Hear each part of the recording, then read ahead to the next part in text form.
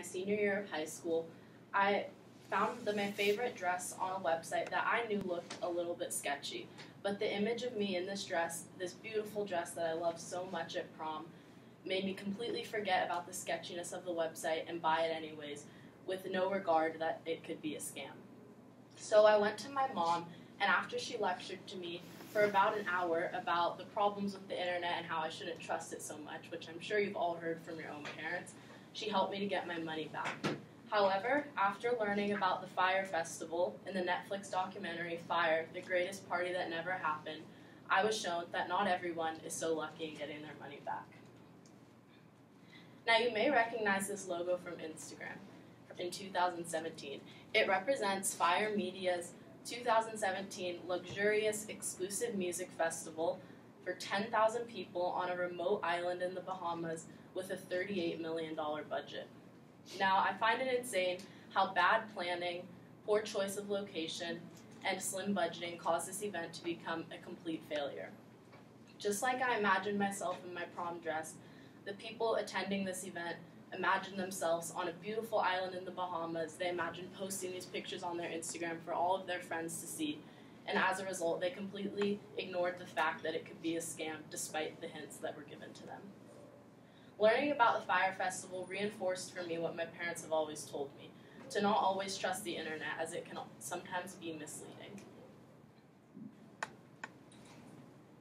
So in 2017, entrepreneur Billy McFarland and rapper Ja Rule worked together to found Fyre Media, which they hoped would become a leading entertainment booking platform of our generation. So then they announced Fyre Festival to get the word out about their new company. It all started with the first promotional video, which set very high expectations for this festival. This video consisted of 10 of the world's top supermodels lounging on the beach, drinking on private yachts, and jet skiing through the beautiful blue waters of the Bahamas. In a study from the Journal of Child and Family Studies, it stated that teens use social media to impress their followers and increase their self-worth by highlighting the most positive settings of their life, in this case being a beautiful island in the Bahamas.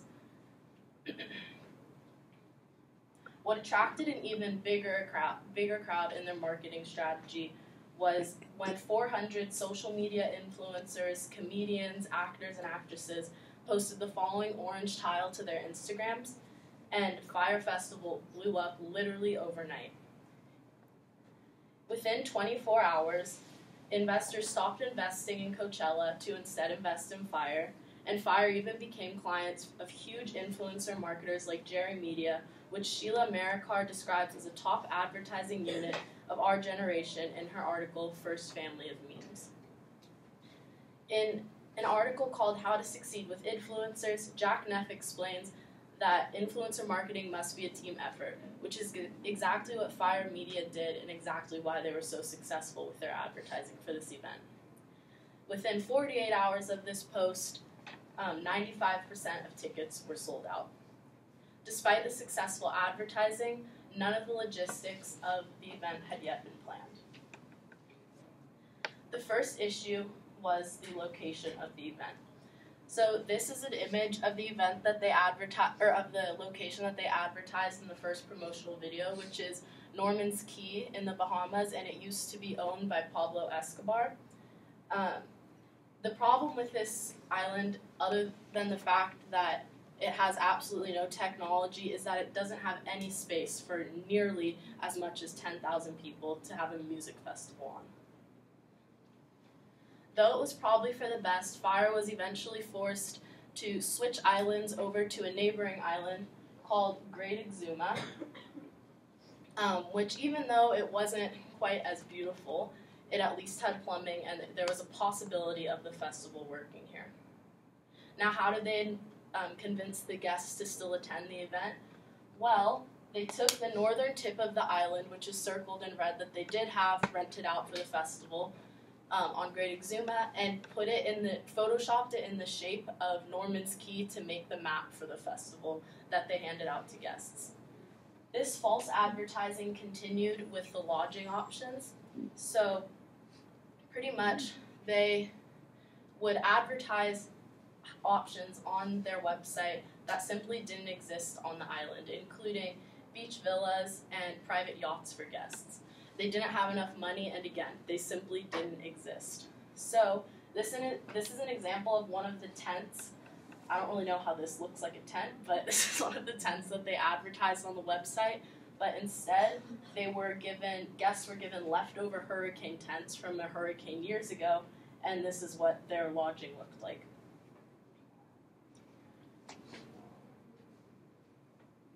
So at this point in the planning process, Fire was losing an immense amount of money at a very rapid pace.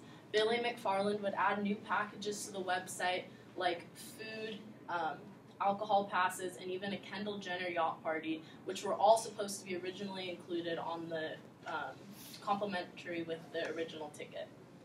When the following email was sent to guests, I noticed you hadn't created your Fireband account yet. It is your wallet for the weekend, so load it appropriately. The majority of our guests have added $3,000 for the weekend, but if you want to reserve tables or take part in add-on experiences, you will want to put on much more. So this made guests finally start to question the Fire Festival, and as the cherry on top, the night before the festival, it started pouring rain, completely ruining the campsites and soaking the beds. In the article, Inside Story of Fire Festival, festival attendee Seth Krosno recalls Billy condescendingly standing on a table, telling guests, "Who's the next person to ask me the same question for the 100th time?" Tweets from guests about Billy's frustration and their experience at the festival went viral, especially this one. So that's Billy standing on the table, and then especially this one of the cheese sandwich. So in the end, nobody ended up winning at this festival, not the guests and not Fire Media. The Fire Festival is a prime example of how misleading the internet can be, and as companies like Fire are able to take advantage of people, the people who view these ads are the ones that lose.